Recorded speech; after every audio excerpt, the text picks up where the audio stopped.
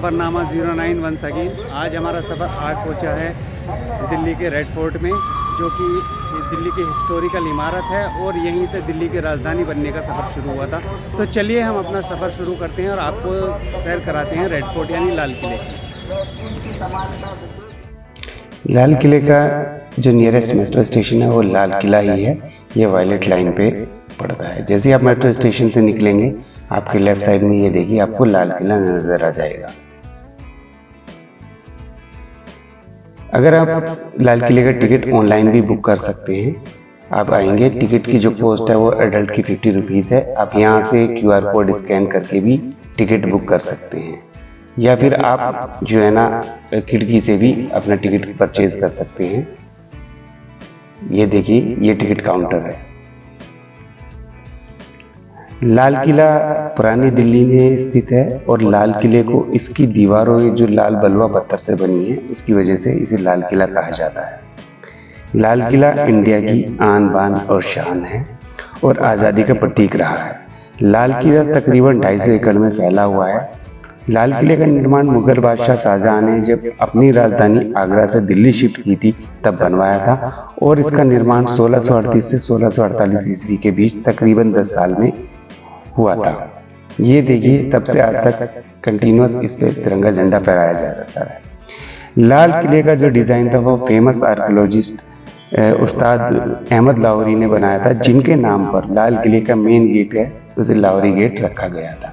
अभी हम जब अंदर चलेंगे तो आपको लाहौरी गेट भी दिखाएंगे। यहाँ टिकट लेने के बाद हमें यहाँ से सिक्योरिटी चेक करना होगा और उसके बाद हम लाल किले में एंट्री करेंगे। ये लाल किले का एंट्रेंस है, जो इसी गेट को लाहौरी गेट कहा जाता है। यहाँ से लाल किले में हम अंदर जाएंगे।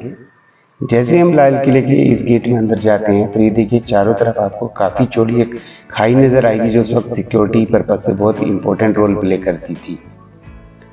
ये देखिए आज भी लाहौरी गेट के दोनों तरफ दो बड़ी बड़ी तोपें रखी हुई हैं। हमने देखा इनको काफ़ी मोटी जो है ना इनकी चादर है उससे बनी हुई है, तो उस वक्त गोला ये काफ़ी दूर तक फेंक सकती थी। चलिए हम गेट से अंदर चलते हैं। ये देखिए लाल किले का गेट, लाहौरी गेट के बाद एक गेट और अंदर आता था। तो उस वक्त जब बादशाह आते थे तो जो उनके रानियां थी, बेगम थी, वो यहाँ से बादशाह का इस्तकबाल करती थी। ये देखिए मेहराबदार बहुत ही शानदार तरीके से इस पे जो है ना डिज़ाइन बनाए गए हैं। सारी दीवारें जो है लाल बलुआ पत्थर से बनी हुई हैं और काफ़ी ऊंचे, तकरीबन 39 मीटर इसकी हाइट है। जैसे ही हम गेट से अंदर होते हैं तो हमें सामने छत्ता चौक बाजार दिखाई देता है, या आम भाषा में कहें तो इसको मीना बाजार भी कहा जाता है। छत्ता बाजार यानी ढका हुआ बाजार है। छत्ता बाजार का जो आइडिया है वो शाहजहां को 1646 ईस्वी में पेशावर के एक बाजार को देखकर आया था, जिसे बाजार मुबारक कहा जाता था। अभी छत्ता बाजार उस वक्त ये 2 मंजिला एक बाजार था। आप देखिए इसमें ऊपर भी दुकानें बनी हुई हैं, लेकिन अब ऊपर की दुकानें जो हैं बंद हो चुकी हैं। लेकिन अभी भी आप देखेंगे चारों तरफ जो स्पेशली यूनिक आइटम या एंटीक आइटम आप यहाँ से परचेज कर सकते हैं, लेकिन मार्केट के कंपैरिजन में अगर आप देखें तो ये थोड़े से कॉस्टली होते हैं। आप ये देखिए यहाँ से आपका जो है ना आप अपनी पसंद की चीज़ें जो है ना परचेज कर सकते हैं। यहाँ आपको पश्मीना शॉल मिल जाएंगे, एंटीक आइटम्स मिल जाएंगे, हैंडीक्राफ्ट के आइटम मिल जाएंगे, जयपुरी हैंडीक्राफ्ट्स वगैरह बहुत काफ़ी कुछ आप यहाँ से जो है ना शॉपिंग कर सकते हैं। सोविनियर्स भी आप जो है ना यहाँ से कुछ परचेज कर सकते हैं। जैसे हम इससे आगे बढ़ते हैं तो हमें बिल्कुल सामने नौबत खाना दिखाई देता है। नौबत खाना या इसे नकार खाना भी कहा जाता है। ये भी बलुआ पत्थर से बना हुआ है और इसका डिज़ाइन भी आप देखेंगे कितना शानदार है। काफ़ी इस पे करीने से कढ़ाई की गई है। नौबत खाने में उस वक्त बड़े बड़े नक्कारे या नगाड़े रखे होते थे, जो उस वक्त बादशाह या कोई ख़ास मेहमान आता था तो उसके आने की इन्फॉर्मेशन देने के लिए उस वक्त नक्कारे बजाए जाते थे। ये देखिए ऊपर ये जो जालियां लगी हुई हैं, इन्हीं में जो उस वक्त पहरेदार होते थे वो नक्कारे बजाते थे। और आप देखेंगे किस तरीके से इस पर जो है डिज़ाइन जो है ना खुदाई की गई है पत्थरों पे। सारा लाल बलुआ पत्थर से जो है ना इसका डिज़ाइन बनाया गया है। नौबत खाना एक 3 मंजिला इमारत है। ये आप देखेंगे ये दीवाने आम है। ये दीवाने आम यानी आम लोगों के लिए जगह, यानी कि ये वो जगह है जहाँ बादशाह आम जनता से मुलाकात करते थे और उनकी शिकायत को सुनते थे। अभी आप देखेंगे दीवाने आम जो है ना, एक मेहराबदार दरवाजे बने हुए हैं और बड़ी बड़े पिलर, जो बड़े बड़े पत्थरों के बहुत काफ़ी मोटे मोटे पिलर्स हैं, उन पिलर्स पे जो है ना आप देखिए कितने शानदार तरीके से इसको जो है ना नक्काशी करके बनाया गया है। आप देखेंगे कितने मोटे मोटे जो है ना इसके पिलर्स हैं और ये काफ़ी ऊंची जो है ना इसकी छत है।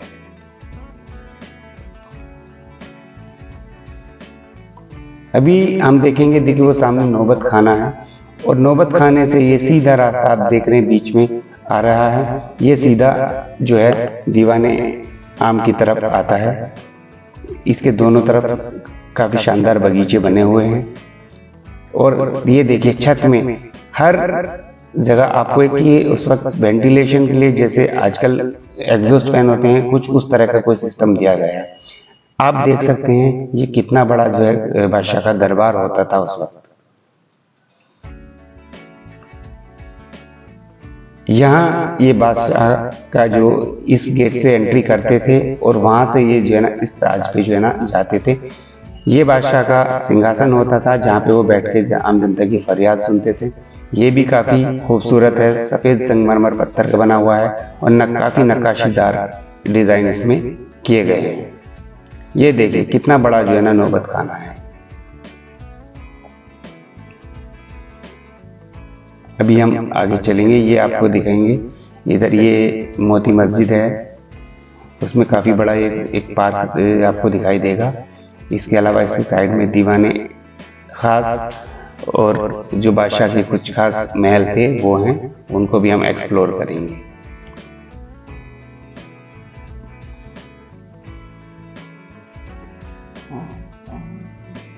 ये एक नहर बहिश्त है, यानी कि इस नहर से बगीचे के कोने कोने में पानी जाता था और बादशाह का जो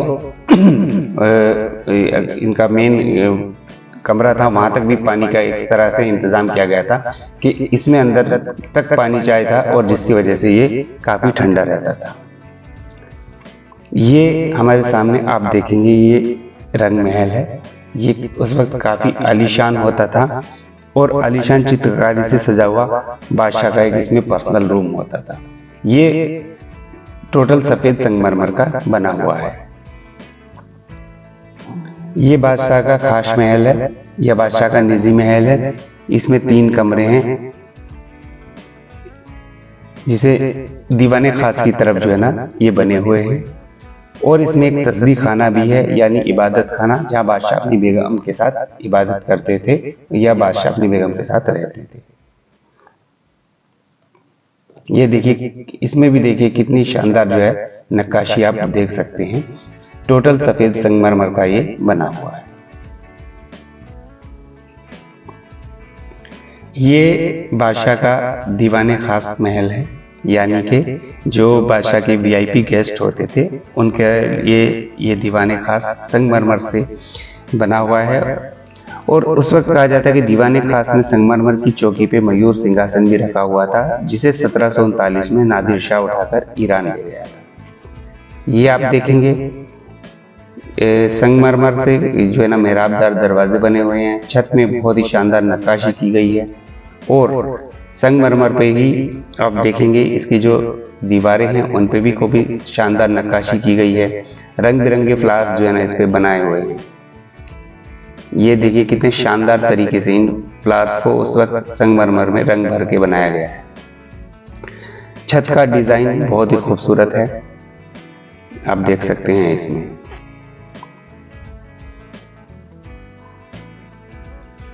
ये देखिए फर्श आज भी काफी जो है ना चमकदार है।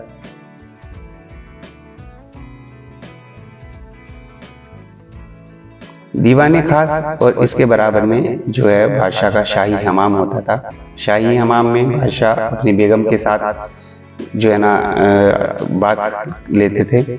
शाही हमाम में उस वक्त खुशबू और फूलों का बहुत ही खास इंतजाम होता था, यानी कि बादशाह उसको प्रॉपर तरीके से जो है ना मेंटेन करते थे, ताकि वहाँ पे जो वो अच्छे से अपना एंजॉय कर सके। ये मोती मस्जिद है। हालांकि मोती मस्जिद का जो निर्माण है वो बादशाह औरंगजेब ने अपने पर्सनल यूज़ के लिए करवाया था, यानी कि वो सिर्फ यहाँ पे अकेले या अपनी फैमिली मेंबर्स के साथ ही नमाज अदा करने आते थे। और सबसे बड़ी बात, इस मोती मस्जिद का एक रास्ता अंडरग्राउंड है जो सीधा बादशाह के दीवाने खास से होता हुआ मोती मस्जिद के अंदर खुलता है। हालांकि मोती मस्जिद को अभी बंद कर रखा है, जो है ना कॉमन लोग हैं, आम पब्लिक के लिए इसमें एंट्री अलाउ नहीं है।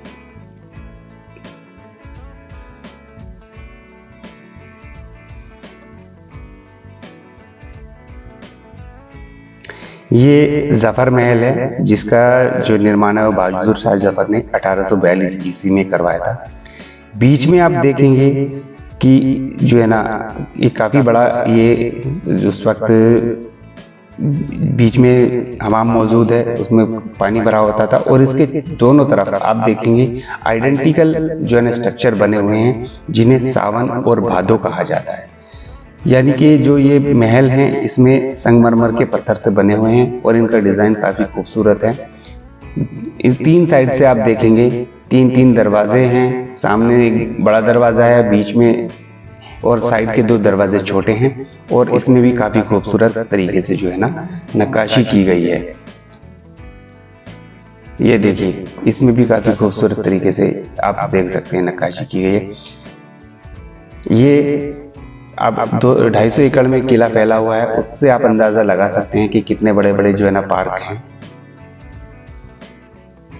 इसके बाद आपको ये बिल्डिंग दिखेंगी जिनका स्ट्रक्चर बिल्कुल अलग है। ये उस वक्त जो ब्रिटिश थे, इंडिया में रूल करते थे, उन लोगों ने इन बिल्डिंग्स का जो है ना निर्माण करवाया था। इनका आर्किटेक्चर जो है पूरा ब्रिटिश आर्किटेक्चर है, आप देख सकते हैं। यहाँ पे अंग्रेज सिपाही जो है ना वो रहते थे। ये देखिए आप, ब्रिटिश आर्किटेक्चर का एक और नमूना आपके सामने है। बाग हैं और अभी आप देख सकते हैं पूरे बाग में पानी, जो जमुना से सीधा पानी लाया जाता था, ये एक छोटी सी जो है ना आप नहर देखें, ये नहर देखिए, इस नहर की हेल्प से किले के अंदर पानी लाया जाता था और जिससे ये बाकी छोटी छोटी नालियों से होता हुआ वो डिस्ट्रीब्यूट किया जाता था।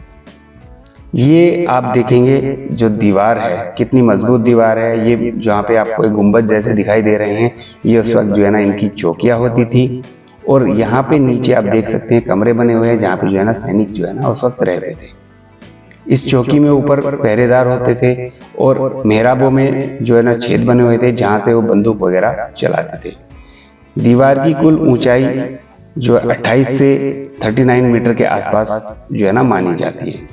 और ये एक खाई है जो किले की जो है ना सेफ्टी के लिए, उस वक्त इसमें पानी भरा होता था। ऐसा भी कहा जाता है कि शायद इसमें मगरमच्छ रहते थे।